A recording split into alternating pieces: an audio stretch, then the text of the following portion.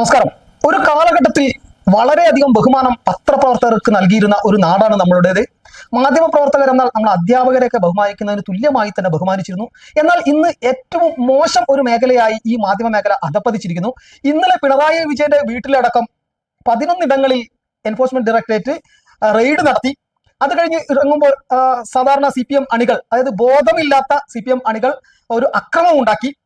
അവർ പലതും തല്ലി തകർത്തു. പക്ഷെ അതിനും മോശമായിട്ടാണ് ചില മാധ്യമ പ്രവർത്തകർ അത് റിപ്പോർട്ട് ചെയ്തത്.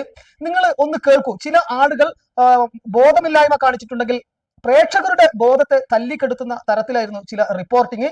അത്തരം ഒരു നികൃഷ്ട മാധ്യമ പ്രവർത്തനം നടത്തുന്ന ഒരു വളരെ ഈ മലയാള മാധ്യമ പ്രവർത്തകരിൽ ഏറ്റവും മോശം മാധ്യമ പ്രവർത്തക എന്ന് ഞാൻ കരുതുന്ന ഒരു സ്ത്രീയുടെ ബൈറ്റ് നിങ്ങളൊന്ന് കേൾക്കൂ. അവരുടെ ആ വാദം നിങ്ങളൊന്ന് കേൾക്കൂ.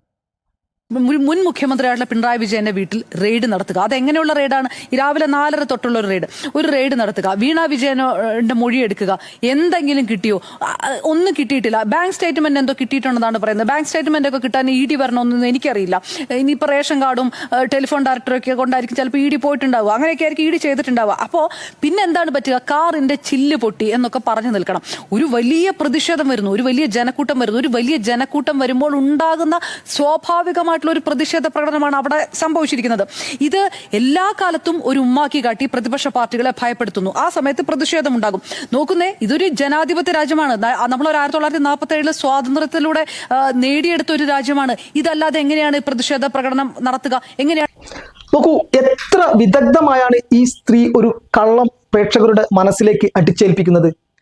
എൻഫോഴ്സ്മെന്റ് ഡയറക്ടറേറ്റിന്റെ റെയ്ഡിൽ ഒന്നും ലഭിച്ചിട്ടില്ല എന്നിവർ പറയുമ്പോൾ അത് വലിയൊരു കള്ളമാണ് എന്ന് പറയാതെ അത് കേട്ടിരിക്കുകയാണ് മറ്റുള്ളവർ. ഇതെങ്ങനെയാണ് ഇങ്ങനെ പ്രചരിപ്പിക്കാൻ ഇവർക്ക് സഹായകരമായത്? പിണറായിയിലുള്ള വിജയന്റെ വീട്ടിൽ, മുൻ മുഖ്യമന്ത്രി വിജയന്റെ വീട്ടിൽ, അവിടെ നിന്ന് ഒന്നും ലഭിച്ചിട്ടില്ല എന്ന് അവർ അവിടെ റെയ്ഡ് ഉദ്യോഗസ്ഥർ എഴുതി കൊടുക്കുന്നു. ഇതാണ് പ്രചരിപ്പിച്ചത്. അതുകൂടാതെ മറ്റ് 10 ഇടങ്ങളിൽ കൂടി റെയ്ഡ് നടന്നിരുന്നു. അവിടെ നിന്ന് എന്താണ് എഴുതി കൊടുത്തത് എന്ന് ഇവർ ആരും പറഞ്ഞില്ല. പക്ഷെ പിറ്റേ ദിവസം പത്രക്കുറിപ്പ്, അന്ന് തന്നെ വൈകിട്ട് പത്രക്കുറിപ്പ് ഇറങ്ങി എൻഫോഴ്സ്മെന്റ് ഡയറക്ടറേറ്റിന്റെ.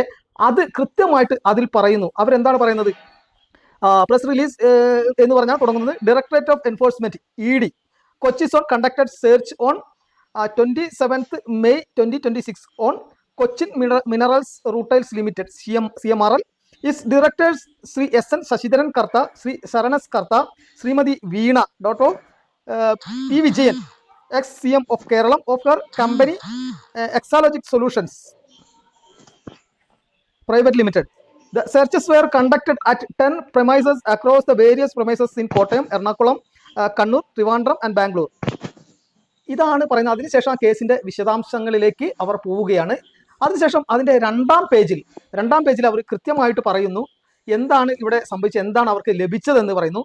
കൃത്യമായിട്ട് രണ്ടാം പേജിൽ അവർ പറയുന്നു, during the search several incriminating records, accounts, digital evidences, investment bank FD were found. ED has freezed about 80.36 crore in around 242 accounts identified during the search operations. The evidences recovered are being analyzed. അവർ കൃത്യമായിട്ട് പറയുന്നു എന്താണ് പിടിച്ചെടുത്തത്. സംശയാസ്പദമായ രീതിയിലും ഇതിന് കുറ്റകരമായ അക്കൗണ്ടുകളുടെ വിവരങ്ങളെല്ലാം ഇവർ പിടിച്ചെടുത്തു എന്ന് കൃത്യമായിട്ട് പറയുമ്പോഴാണ് ഇതുപോലെ ഒരു മാധ്യമ പ്രവർത്തക ഒരു മുഖ്യധാര മാധ്യമത്തിൽ ഇരുന്നു കൊണ്ട് നിഷ്പക്ഷമാണെന്ന് പൊതുജനങ്ങളെ വിശ്വസിപ്പിച്ച, തങ്ങൾ രാഷ്ട്രീയത്തിനുപരിയായി വാർത്തകൾ ജനങ്ങളിലേക്ക് എത്തിക്കുകയാണെന്ന് പൊതുജനങ്ങളെ വിശ്വസിപ്പിക്കുന്ന ഒരു മാധ്യമ പ്രവർത്തനത്തിലിരുന്ന് ഇതുപോലെ പച്ചക്കള്ളം തട്ടിവിടുകയാണ്. പ്രൊഫഷണൽ എത്തിക്സ് എന്നൊരു കാര്യം എന്താണെന്ന് പോലും ഈ സ്ത്രീക്കൊന്നും അറിയില്ല എന്നുള്ളതാണ്. ഇത്തരം ആളുകളോട് മാനുഷാത പറയാൻ ഓരോ മലയാളികളായിട്ടുള്ള മനുഷ്യരും തയ്യാറാകണം എന്ന് തന്നെയാണ് പറയാനുള്ളത്. ഒരു റെയ്ഡ് നടക്കുന്നു. ആ റെയ്ഡ് നടന്ന ഉദ്യോഗസ്ഥർ ആക്രമിക്കപ്പെടുന്നു, ക്രൂരമായി അവരുടെ വാഹനങ്ങൾ തല്ലി തകർക്കപ്പെടുന്നു. പരാതിക്കാരന്റെ വീട്ടിലേക്ക് മാർച്ച് നടക്കുന്നു.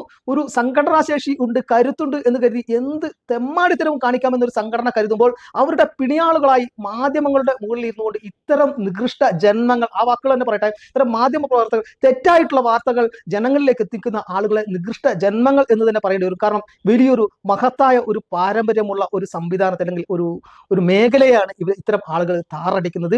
എന്താണ് ഇവർക്ക് ഇതിൽ നിന്ന് കിട്ടുന്നത് എന്നറിയില്ല. ഇങ്ങനെ നക്കാപ്പിച്ചയ്ക്ക് വേണ്ടി നാണം കെട്ട രീതിയിൽ ഇതുപോലെ വാർത്തകൾ വളച്ചൊടിക്കുന്ന ഇല്ലായ്മകൾ പറയുന്ന ആളുകളെ എടുത്ത് പുറത്തു കളയാൻ ആ സ്ഥാപനങ്ങളുടെ മേലാധികാരികൾ തയ്യാറാകണം എന്ന് മാത്രമാണ് പറയാനുള്ളത്. പ്രിയമുള്ളവരെ, എൻ്റെ ഈ വീഡിയോയിൽ നിങ്ങൾക്ക് ഇഷ്ടമുള്ളതുണ്ടാകാം, ഇഷ്ടമില്ലാത്തതുണ്ടാകാം. നിങ്ങളുടെ അഭിപ്രായങ്ങൾ സഭ്യമായ രീതിയിൽ കമന്റായി രേഖപ്പെടുത്തണം എന്ന് അഭ്യർത്ഥിക്കുന്നു.